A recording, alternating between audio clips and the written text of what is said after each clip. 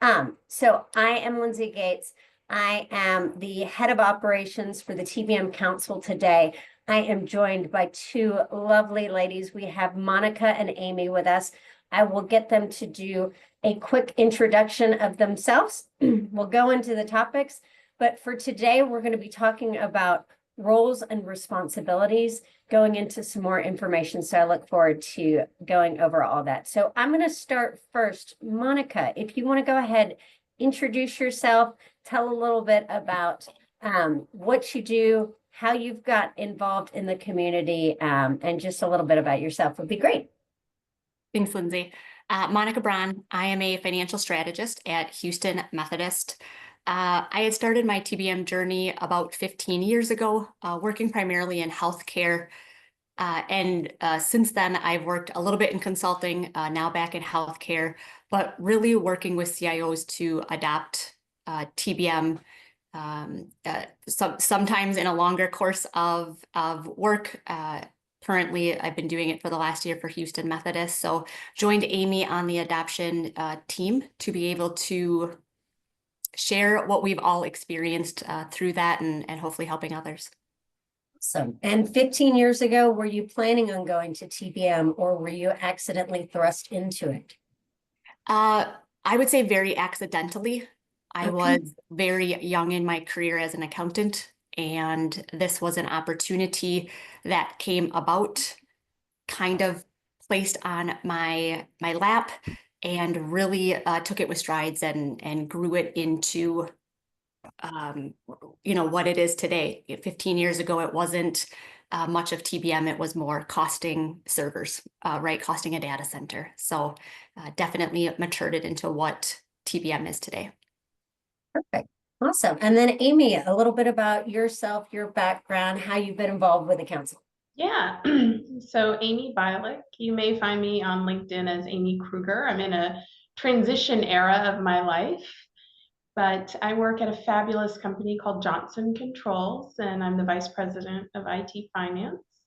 Just a little background, I'm an accountant by nature, but realized early in my career I loved more financial planning and analysis, more forward thinking, more creative look at numbers versus sitting back and doing balance sheet reconciliations, journal entries, etc. I was introduced to TBM back in 2011, and I was kind of over FP&A at that point and being a strategic advisor. But I fell in love with TBM because it's effectively like the Google Translator, taking the financials and turning them into different languages to make IT more successful.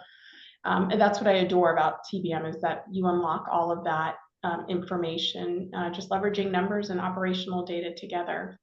I'm super passionate. I co-lead with Monica the adoption community.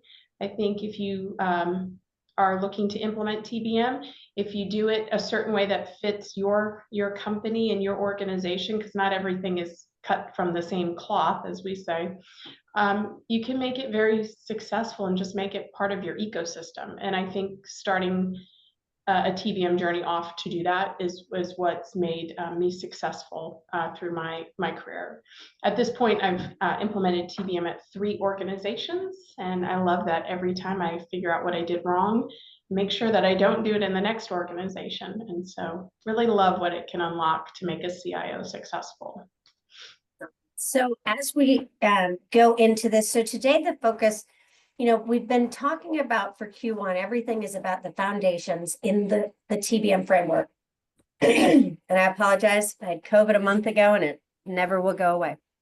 So with roles and responsibilities, we want to go into a little bit of the details as far as what they are, where they sit, and how you find them. So Amy, I know that you had helped with the roles and responsibility book. So can you tell us a little bit about what makes up a TBM office, or what kind of people sit within that TBM office?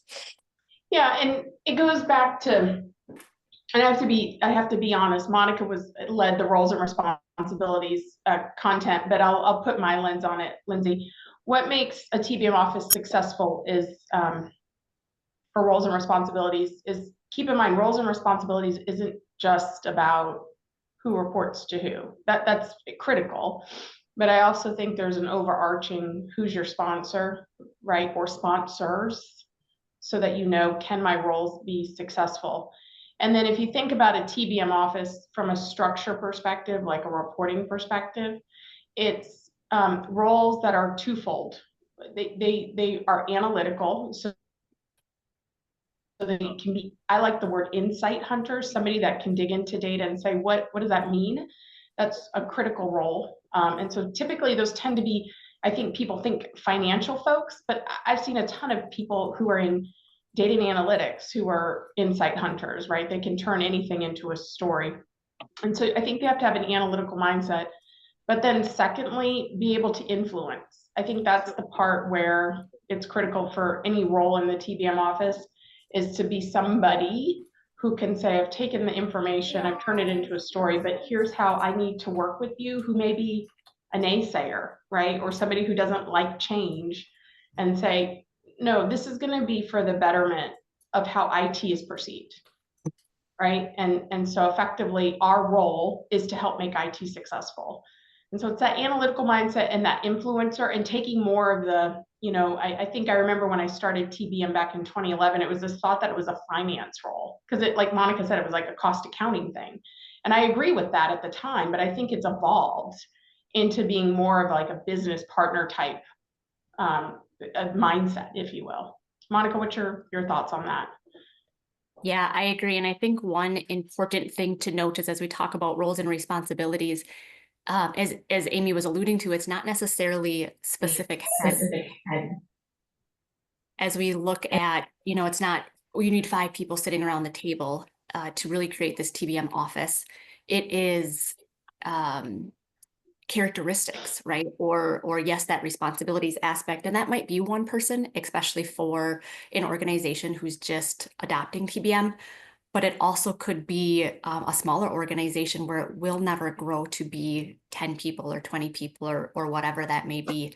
So I think it's important to understand what the responsibilities are, and also understanding what your leadership wants to a point out of the TBM office. I think you can curve that a bit to best practices. And then really that is what creates that office within that TBM area. One of the biggest things that I think makes a TBM office, and for it to be able to appropriately stand up, is the right sponsor. So can you all talk to me a little bit about how is a sponsor going to either make or break a TBM office as you're looking to take this journey? Yeah, I'll take the first stab, or my opinion. I've only reported to CIOs within my role.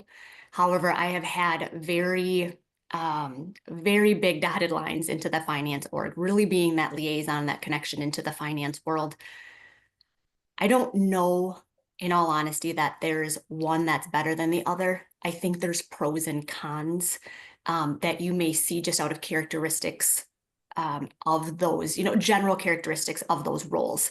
I think the CFOs that I've had influence the TBM office were sometimes more number-based, not as much about the whys, the whats, and the story. But I've also had CFOs who were very collaborative in that conversation, and did understand the impact of technology and could ask that, why are we doing this? What are we doing? And still have that influence. So I think a sponsor is very, very important. And I think depending on the nature, do you want to get things done? How fast do you want to move? Really depends on what that sponsor's characteristics are. So I do think that there's like pros and cons to those, but I also believe it's more on the characteristics than the role itself that you're reporting to. Amy, have you had a different input?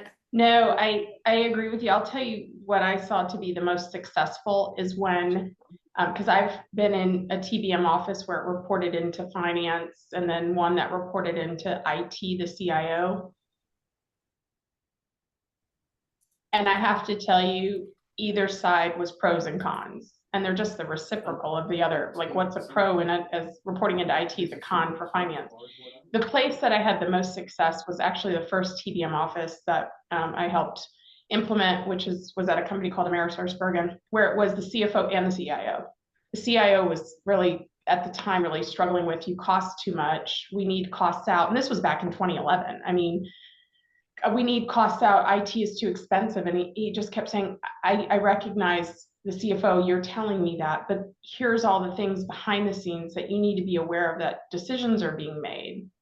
And so they really had this partnership that said, hey, well, Amy may report into finance for a career perspective, right? And that's fine. She also reports into IT to help be the storyteller, to help us get to a total cost of ownership for apps. The time they were working on getting to a service total cost of ownership.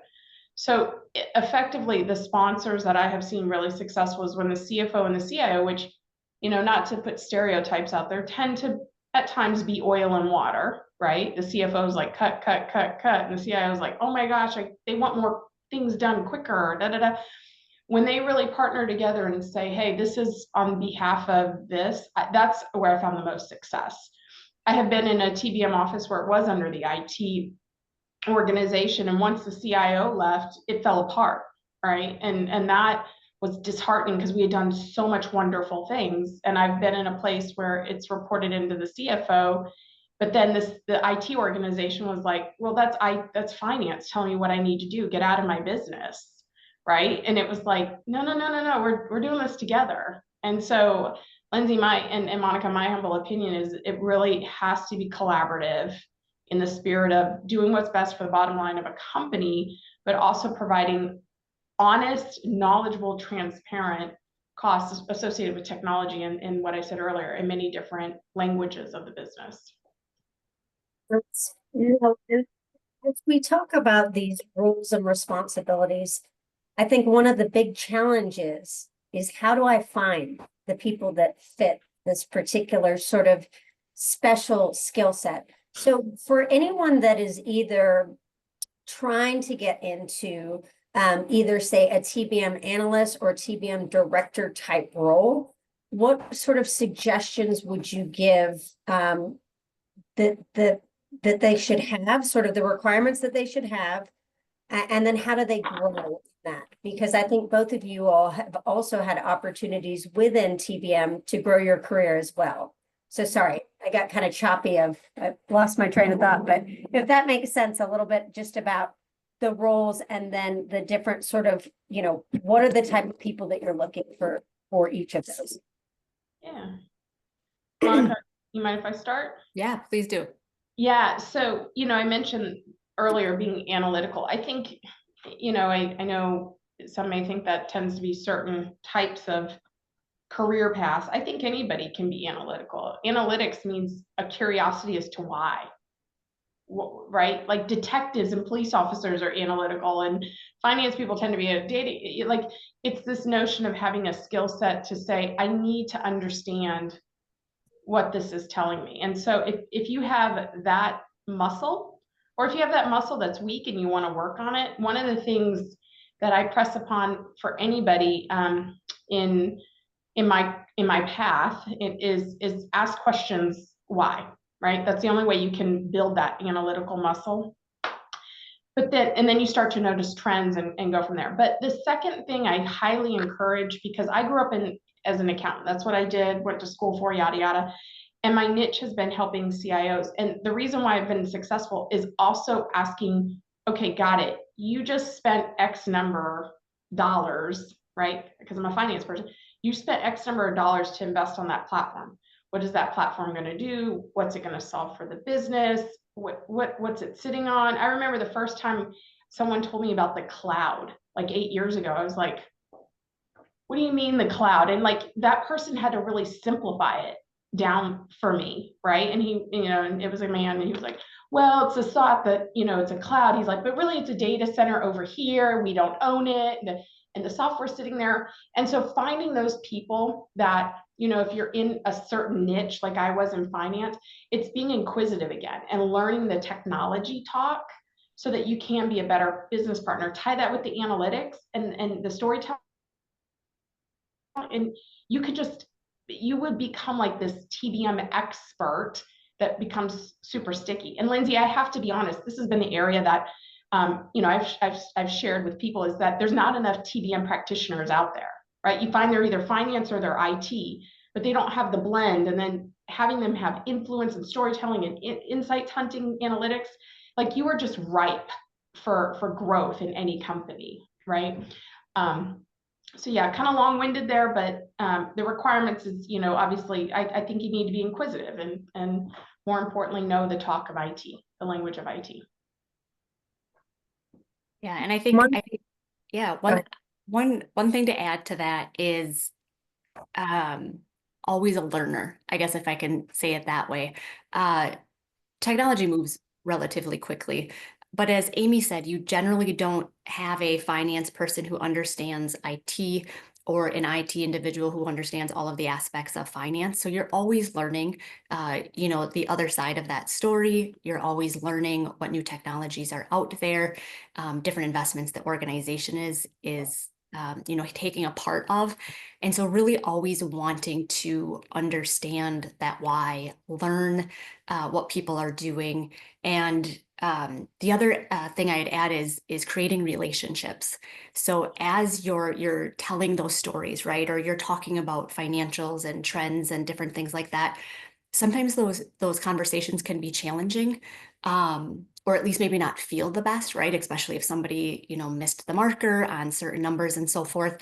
But I think as you gain relationships and have that quality of being able to, foster those, it allows you to just be open, a lot more open about those conversations, which I really think just gets you closer to the end or to the end in a lot better, fashion. So growing relationships, always being, willing to learn, on top of really those fundamental aspects that Amy had talked about. I think also too, as you're trying to figure out and problem solve, realizing that the problems that other people are trying to solve as well sometimes are super challenging and they don't want to do it that way anyways. So as you're trying to figure out what they're doing, be respectful of the processes they put in place, why they put it in place. There's different data and aspects that you get to where it's like, well, this is as good as we could get. So know that when you're trying to problem solve of learning the other person's problem as well, I think is a big thing. So as we look to stand up and we have our roles and responsibilities, there's also different functions.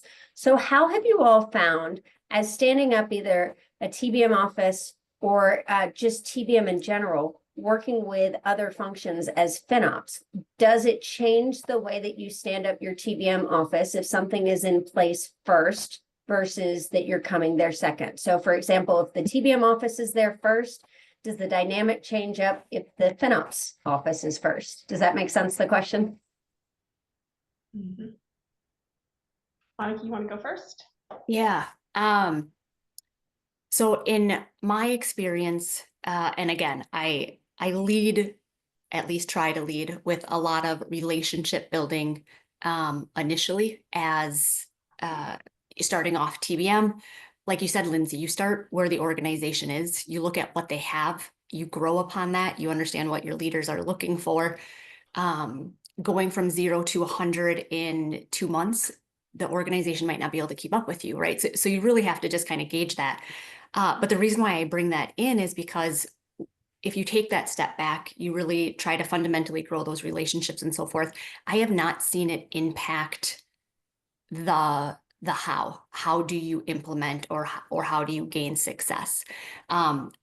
It could change some of the ins and outs. It could change, hey, if you already have a process or you're already doing this, or the task orientated things, it could change some of those, who's responsible for those or how are you doing it or so forth. But I think in the fundamentals, I haven't seen it be a big change, a big uprooter, a big stopping point. And I've seen practices, Lindsay, similar to having, because FinOps is I laugh at times. I'm like, it's where the cool kids are. And that's kind of a joke I have with some folks in life. But anyways, this so what? I'm a true believer. Like if whoever you report to, as long as we're in the spirit of let's get some stuff done and let's make IT look successful, we're all in it together. But having said that, you know, especially if you're in an organization that does have TBM, but maybe not FinOps, but FinOps maybe not TBM, just recognizing that there is a gray area, Lindsay, right, where you guys are getting after the same thing, costing of cloud, and that does have an impact into TBM, and maybe you know your stakeholders who you interact with and can share the analytics and the storytelling and influencing is different, and there's an area where it's gray. It's just saying, hey, they're laser focused in on cloud spend, laser focused, because that's an area where cloud can get really out of control quickly, right? Where TBM here is focused in on TCO of infrastructure applications, how we report out to a business unit, fundamental finance 101. And it's just saying that's an area that we can control and have levers very quickly on, hence why we have FinOps. I think at the end of the day, that's where leaders have to come together and say, hey, we may report into different orgs, or we may, but the overall sense is collaboration. We're trying to get after making our C-level successful. So I want to give the opportunity for the audience. I can continue to ask questions all day long, but I want to open it up to the audience. If there's any questions specifically on roles and responsibilities, the TBM office, any of the particular roles in general that you'd like to get some more information, please type into the chat, and then we can ask the ladies to give us some of their great feedback. Okay, so I've got one here. I am an IT leader and aware of financial considerations. We're implementing TBM for a very large scale ServiceNow CSDM implementation. Any info on when TBM 5.0 will be published? So that's actually for me. I can take that one. I was like reading it slowly to be ready for you all. So yes, we are finalizing everything with it going to be published and done in June. So after that, the standards committee is then going to be working through going down on the details of the taxonomy and layers. They are already doing that right now, but the next part is to make sure that this is open source and that we're having a discussion with the community, that it's not just us throwing something in place without making sure that it fits. So more to come. And we will be posting everything that we're doing online. You're welcome. Thanks, Warren.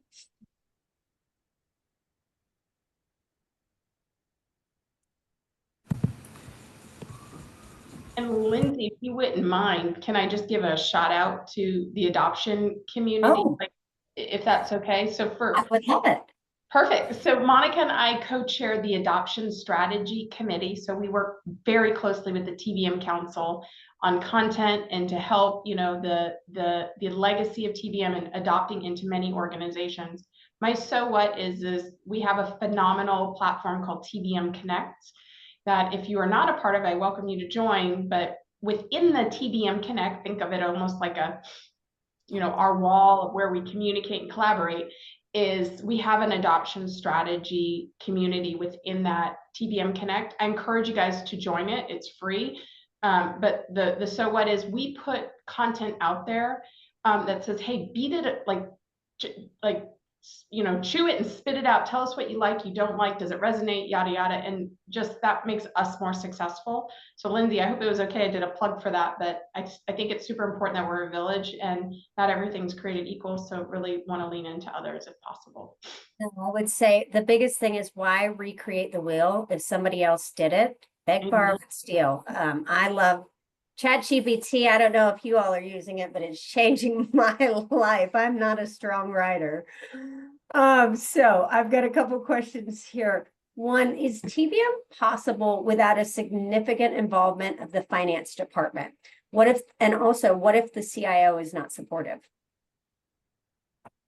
I'll take this one, Amy. If you have both of those situations, I would say that's going to be really hard. So if you don't have finance and you don't have the CIO, I'm not for sure if that was really how the question was or it was two separate.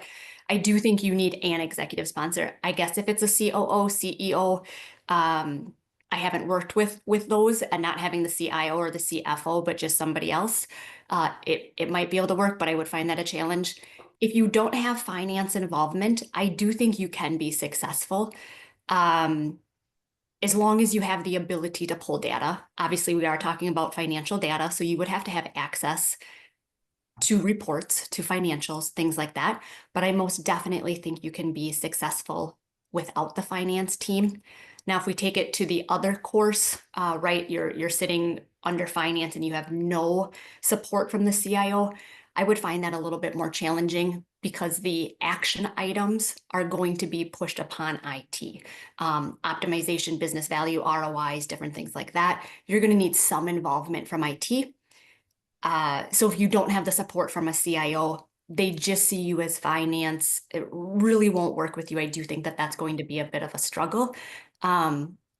Not saying that you couldn't build those relationships, you couldn't show your success, you couldn't show what you can do for them, and really, hone into that and be successful. But I do think it would be more challenging. Yep. And then I'm going to go ask the next question because we've only got a couple minutes left. So this one you can take, Amy. So how critical, how critical would you say is for finance to provide all the data for a good TBM implementation? For example, having all fixed assets, payroll related to GL costs. And would you say not having one of those is an impediment to a good TBM implementation? Yeah, I would say, I mean, getting as much data as possible is always great for an implementation, and especially being IT practitioners, I'll be honest, sometimes you guys know how to get data before a finance person gets data, which is a huge compliment. Anyways, there are certain things that are super relevant. A general ledger, so you can get, the extract from whatever ERP or ERPs, and then some level of assets. The other stuff I think is all ancillary, like number of headcount, what's the cost per salary, just looking at HR data that you may have within your salary and benefits. The most critical piece is going to be your general ledger, and getting an extract out of that, out of an ERP, and then mapping it. But more importantly, secondary to that would be fixed assets. Like I said, everything else is ancillary and you could probably do without. And then I would also say to not overdoing it, of trying to get every piece of data. You can, with those two pieces that she just talked about, get all the things that you need to start. The more data you add is to just get more answers to more questions. Let's see, we've got how closely aligned is your organization's finance structure, cost centers and projects with your IT organization's operating model? Where it isn't well aligned, how is your TBM team adapted or negotiated alignment? I'll mention, Monica, if you don't mind, the company I work for today, we went through a journey of transitioning from multiple ERPs, 27 to be exact, to one. And the IT finance team here did it within a year. And the so what is when we went through that journey together, I was like, let's take the time to set up cost centers based off their org model, because that's how we're going to have to eventually get TBM to do all this mapping of GL up to towers or resource towers. So Lindsay, that's the piece that if from a finance practitioner, we started that journey, even though we haven't implemented TBM here, and hopefully we will soon. But the so what is this is where you have to collaborate with the CIO, and why you have to have dual sponsors is to say how you operate and run IT like a business. We need to try to mirror as best as we can to the financials. So this whole mapping stuff becomes motherhood and apple pie, as they say. And so I know for the company I'm at, we took cost centers and really, in my head, mapped them to resource towers, so we could make it easy when we did start implementation. And I think just to add, I don't disagree with anything Amy says. What I would advocate for is people don't wait until that happens to start. There may be more mapping. You may have to look at every vendor, right? Or, and maybe being a little dramatic there, but you may have to look a little bit more to do a mapping. It might be a little bit more manual and so forth. But I also think that those tidbits is really what helps you say, goodness, this bucket is really big. We need to call this one out. We need to have that cost center aligned to that resource tower. And you may even find that there's an area that might get attention. I love picking on cell phones. Everybody has one, right? And you get a lot of attention. But when you look at it, goodness gracious, they're 1% of the budget, 2% of the budget. Do we really need, something called out for that? So bringing or looking through that data might be really helpful, and don't wait to start for that. So to answer the question, do you have to have it? I would say no. Is it much easier? And when you get more mature, potentially gather a lot more data and so forth, is it helpful? Most definitely. Perfect. All right, last question. So have you seen success with TBM adopting, leveraging, wait, just a question came up. Okay, sorry. TBM adoption leveraging a third-party TMO, at least to get started. Unlikely that we get support to hire 3 to 4 associates off the bat. Yeah, I'll be transparent and vulnerable. I've predominantly hired a TBM office internally. We've used third parties to help with implementation, and then had a TBM office for further enhancements and keep the lights on. I would say, a third party is always going to make you successful, saying, hey, here's the box, stay within the box, and you can implement fast. But from a headcount resource perspective, keep the lights on, future enhancements, it's always something I've done and had as an internal staff, if you will. I would also say too, so I can't say, if you will, TBM. Yeah, I was going to say too, there's such a sensitivity. You've got a lot of negotiations. You're trying to get data that not everybody wants to share. And sometimes having a consultant try to get that can sometimes be problematic when it comes to governance and different things. Normally, third parties support implementation, governance, processes, those kind of things where there's that's what I've seen. I don't know about you, Monica. Agree. Only really in the implementation. I think operationalization of TBM, I've always seen internal to an organization. However, I came from an organization where it was just me to start. I mean, we had matured that into some additional people and so forth. So again, when we're talking roles and responsibilities and all of these things, it doesn't have to be a team of 10 or 20 people. It could be half of an FTE, in all honesty, depending on where you're at with your maturity and so forth. But I do think it would be hard to operationalize it with a third party. Again, more challenging. I'm sure it can work, but. Yep, agreed. Well, hey, I want to give a big and special thanks to both Amy and Monica. Thank you so much for spending time with us today. Thank you for supporting the adoption community. If you all have time, join. It's great. And then we will see you guys next week when we talk with our new Asia Pac GM Zahid. So thank you guys so much and happy Tuesday. Bye, guys.